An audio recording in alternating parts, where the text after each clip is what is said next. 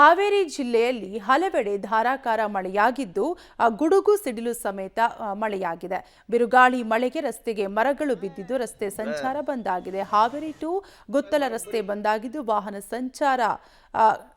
ವಾಹನ ಸಂಚಾರದಿಂದ ಪರದಾಡುವಂತಹ ಪರಿಸ್ಥಿತಿ ಬಂದೊದಗಿದ್ದು ಹಾವೇರಿ ತಾಲೂಕಿನ ಕಳ್ಳಿಹಾಳ ಗ್ರಾಮದಲ್ಲಿ ಹಾರಿ ಹೋದ ತಗಡಿನ ಶೀಟ್ಗಳು, ಮತ್ತೊಂದು ಕಡೆ ಬಿರುಗಾಳಿ ಮಳೆಗೆ ಹೂವು ಹಣ್ಣುಗಳು ರಸ್ತೆಯಲ್ಲಿ ಬಿಟ್ಟು ಹೋಗಿದ್ದಾರೆ. ವ್ಯಾಪಾರಸ್ಥರು ತಗ್ಗು ಪ್ರದೇಶಗಳಿಗೆ ಮಳೆ ನೀರು ನುಗ್ಗಿದ್ದು ಕೆಲ ಬೈಕ್ಗಳು ನೀರಿನಲ್ಲಿ ಜಲಾವೃತವಾಗಿವೆ. ಇನ್ನು ಹಾವೇರಿ ನಗರದ ಮೈಲಾರ ಮಹದೇವಪ್ಪ ಸರ್ಕಲ್ನಲ್ಲಿ ಧರೆಗೆ ಮರಗಳು ಉರುಳಿದ್ದು ಮರದ ಅಡಿಗೆ ಸಿಲುಕಿದ್ದಾವೆ 2 ಕಾರುಗಳು.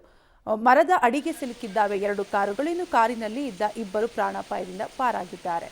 ಹಾವೇರಿ ಜಿಲ್ಲೆಯಲ್ಲಿ ಇವತ್ತು ಬಿರುಗಾಳಿ ಮತ್ತು ಗುಡುಗು ಸಹಿತ ಮಳೆಗೆ ಅಕ್ಷರಶಃ ಕಂಗಾಲಾಗಿರುವಂಥದ್ದು. ನಾನು ಹಾವೇರಿಯ ಹೃದಯ ಭಾಗದಲ್ಲಿದ್ದೇನೆ. ಮೈಲಾರ ಮಹದೇವಪ್ಪ ವೃತ್ತದಲ್ಲಿ ನಾನು ದೃಶ್ಯದಲ್ಲಿ ತೋರಿಸ್ತೇನೆ. ಸಂಪೂರ್ಣವಾಗಿ ಹಾವೇರಿಯ ನಗರ ಪ್ರದೇಶದಲ್ಲಿ 20ಕ್ಕೂ ಅಧಿಕ ಮರಗಳು ಧರೆಗೆ ಉಳಿದಿರುವಂಥದ್ದು.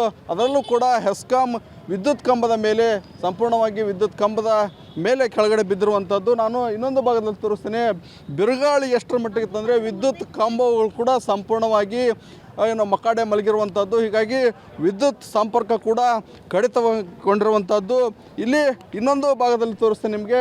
ಸಂಪೂರ್ಣವಾಗಿ ಅಂದರೆ ನಗರಸಭೆಯ ಮುಂಭಾಗದಲ್ಲಿರ್ತಕ್ಕಂತಹ ಗಿಡಗಳು ಕೂಡ ಸಂಪೂರ್ಣವಾಗಿ ಕೆಳಗಡೆ ಬಿದ್ದಿರುವಂಥದ್ದು. 2 ಕಾರುಗಳು ಕೂಡ ಈ ಸ್ಥಳದಲ್ಲಿ ಜಖಮಾಗಿರುವ ಹಿನ್ನೆಲೆಯಲ್ಲಿ ನಗರದ ಬೇರೆ ಬೇರೆ ಪ್ರದೇಶದಲ್ಲೂ ಕೂಡ ವಾಹನಗಳು ಜಖಮಾಗಿರುವಂಥದ್ದು. ಹೀಗಾಗಿ ಸಂಪೂರ್ಣವಾಗಿ ಬಿರುಗಾಳಿ ಮಳೆಗೆ ಹಾವೇರಿ ನಗರದ ಜನರು ಸಹ ಸಂಪೂರ್ಣವಾಗಿ ತತ್ತರಿಸಿ ಹೋಗಿರುವಂಥದ್ದು. ದೃಶ್ಯದಲ್ಲಿ ತೋರಿಸ್ತೇನೆ ನಾನು. ವಿದ್ಯುತ್ ತಂತಿಗಳು ಸಂಪೂರ್ಣವಾಗಿ ನೆಲಕ್ಕೆ ಉಳಿರುವಂಥದ್ದು.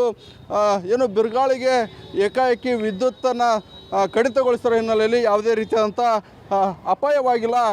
ಇಲ್ಲವಾದರೆ ಸಂಪೂರ್ಣವಾಗಿ ನಗರದಲ್ಲಿ ಭಾಳಷ್ಟು ಅನಾಹುತ ಆಗಿರುವಂಥದ್ದು. ಕಾರು ಸಂಪೂರ್ಣವಾಗಿ ಜಖಮ್ಗೊಂಡಿರುವಂಥದ್ದು. ಸ್ಥಳೀಯರು ನಮ್ಮ ಜೊತೆಗಿದ್ದಾರೆ, ಅವರನ್ನು ಮಾತಾಡಿಸುವಂಥ ಕೆಲಸವನ್ನು ಮಾಡ್ತೀನಿ. ಅಂದರೆ ಯಾವ ರೀತಿ ಹಾನಿಯಾಗಿರಿದೆ ಅನ್ನೋದನ್ನು ಅವ್ರ ಕಡೆಯಿಂದ ನಾನು ತಿಳಿಸ್ತೀನಿ. ಸರ್, ಎಷ್ಟೊತ್ತಿಗೆ ಮಳೆ ಪ್ರಾರಂಭ ಆಯ್ತು, ಏನೇನು ಹಾನಿಯಾಗಿರುವಂಥದ್ದು ಸರ್? ಸರ್, ಈಗ ಒಂದು ತಾಸು ಹಿಂದೆ ಸುಮಾರು ಮಾಡಾಗಿಂದ ಜೋರು ಗಾಳಿ ಬಂತು ರೀ. ಹೆಂಗೆ ಗಾಳಿ ಬಂತು ಆವಾಗ KB ಡಿಪಾರ್ಟ್ಮೆಂಟ್ನವರು ಕರೆಂಟ್ ಬಂದ್ ಮಾಡಿದರು. ಕರೆಂಟ್ ಬಂದ್ ಮಾಡಿಂದ ಏನಾಯ್ತು ರೀ, ಜೋರು ಗಾಳಿ ಏನು ಬಿಡ್ತಲ್ಲ ರೀ, ಅವಾಗ ಈ ಹರಿ ಮುರಿದು ಕರೆಂಟಿನ ಕಂಬ ಮುರ್ಕೊಂಡು ತಂತಿ ಮ್ಯಾಗ ಕಂಬ ಮುರಿದು ಅದು ಕಂಬ ಪುಣ್ಯಕ್ಕೂ ಅಲ್ಲೇ ಐತಿ, ಲೈನ್ ಇದ್ದಿದ್ದಿಲ್ಲ.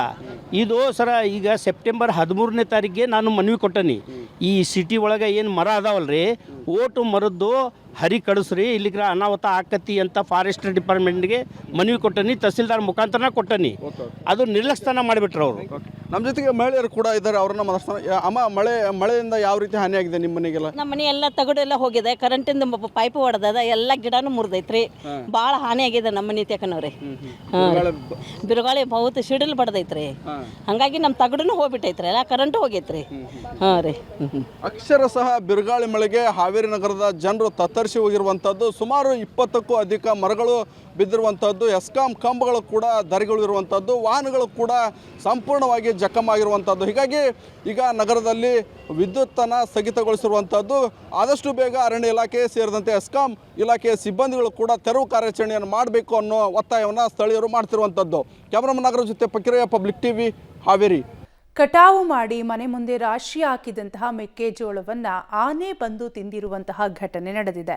ಚಾಮರಾಜನಗರ ಗಡಿಭಾಗದ ತಮಿಳುನಾಡಿನ ಕೃಷ್ಣಾಪುರದಲ್ಲಿ ಈ ಘಟನೆ ನಡೆದಿದ್ದು, ತೋಟದ ಮನೆಯಲ್ಲಿ ವಾಸವಿರುವ ಗುರುಸ್ವಾಮಿ ಎಂಬ ರೈತ ಕಟಾವು ಮಾಡಿ ಇಟ್ಟಿದ್ದ ಮೆಕ್ಕೆಜೋಳವನ್ನು ಆನೆ ತಿನ್ನುವುದನ್ನು ಕಂಡ ಮನೆ ಮಂದಿ ಹೋಗು ಎಂದು ಕಿರುಚಾಡಿದ್ದಾರೆ. ಮಹಿಳೆಯೊಬ್ಬರು ಹೋಗು ಸ್ವಾಮಿ, ಸಾಕು ಹೋಗು ಎಂದು ಪರಿಪರಿಯಾಗಿ ಕೇಳಿಕೊಂಡಿದ್ದು ವಿಡಿಯೋ ಸೆರೆಯಾಗಿದೆ. ರೈತನಿಗೆ ವರ್ಷ ಆದರೆ ಆನೆಗೆ ನಿಮಿಷ ಎಂಬಂತೆ ಈ ಘಟನೆ ನಡೆದಿದ್ದು ರೈತನಿಗೆ ನಷ್ಟ ಉಂಟಾಗಿದೆ.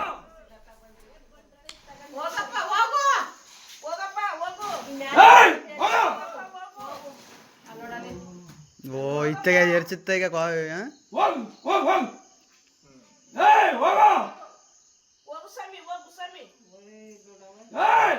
ಹೋಗು